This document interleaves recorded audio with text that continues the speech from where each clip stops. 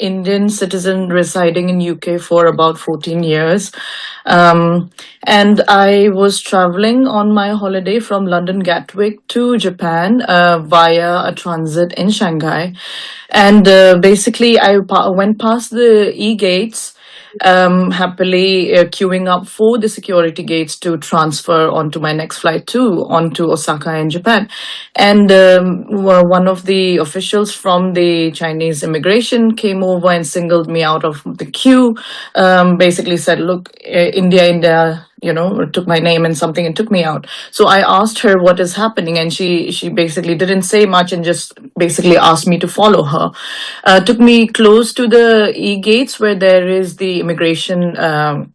The manual counters for the immigration, and then she went on to say, "Arunachal, not India, China. Your visa not acceptable. Your basically passport is invalid." Very confusing moment, obviously, because never heard of that before. We obviously are a proud Indian citizens, all residents of Arunachal Pradesh. And basically, she wouldn't give me an explanation. She wouldn't let me go back into the queue. Said you cannot board the plane. Then other officials came. So actually, I probably interacted with around 10 other immigration officers. So another lady came, took me to another part of the airport. And in fact, when I tried to question them and ask them what was the issue, they said Arunachal is not part of India, very clearly. And they said you should apply, and started mocking and laughing and saying things like, "You should apply for Chinese passport. You're Chinese, you're not Indian." Some mockery around there. Then basically they took me to the transfer desk of China Eastern, which is next to an immigration desk. And they would just keep basically sending me from one desk to the other. So if I ask the Chinese airline, they tell me to go to the immigration tells me to go to them. And they basically didn't give me a straight answer. I said, "Where is the law? What rights have you got to hold me back here?" So ultimately it took about 18 hours for me to get out of Shanghai.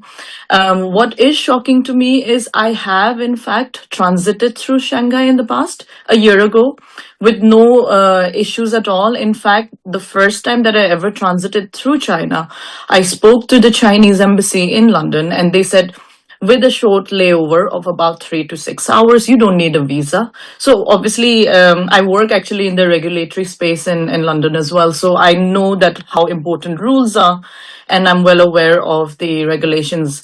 And obviously, I wanted to make sure that I knew what I was doing before I flew out. And obviously, I have transited very successfully and easily through Shanghai before, through China, having consulted the Chinese embassy in London. But at this time, I feel maybe it was the weekend. They knew that the offices are closed.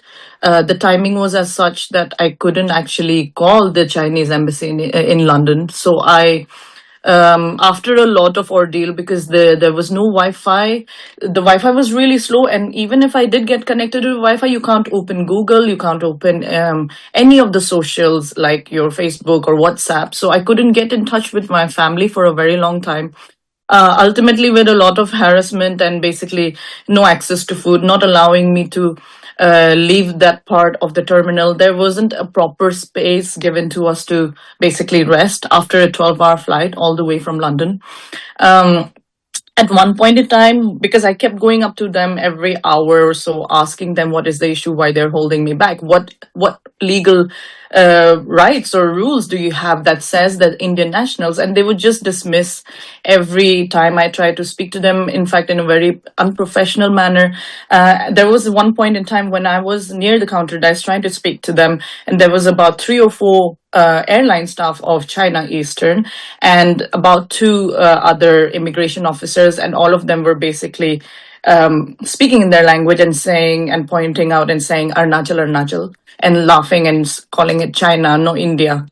So that kind of very humiliating, questionable behavior from the immigration staff as well as the airline staff.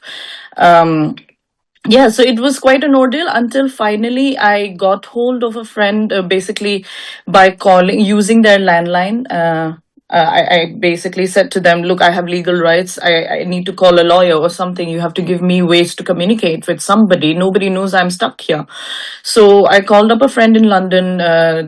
They helped me to basically get the details, because even if I had a little bit of internet, it doesn't open Google, so I couldn't find the immigration details. So I called up the Shanghai and Beijing Indian embassies, and within an hour, very very helpful, in fact, and very glad that the Indian officials came to the airport, and then basically they got me some food, and basically spoke through the issues with them and helped me get out of the country. So a very long ordeal, 18 hours, but glad that I'm out of there. Yeah, but obviously I've missed my flights, my all the plan that I had. It took a lot of time to even get the visa for Japan. I had all the right documents, everything.